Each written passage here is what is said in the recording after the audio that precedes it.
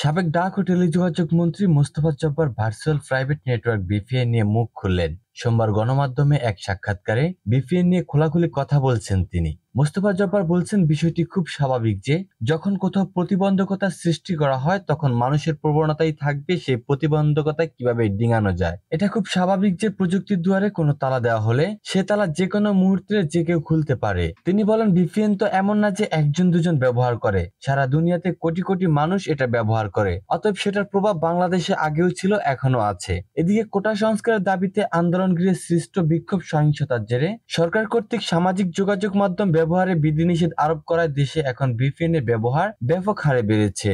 বিপিএন মেন্টরের গবেষক দল জানিয়েছে, গত সপ্তাহে বাংলাদেশে বিপিএন এর চাহিদা বিস্ময়করভাবে ৫,০১৬% বেড়েছে।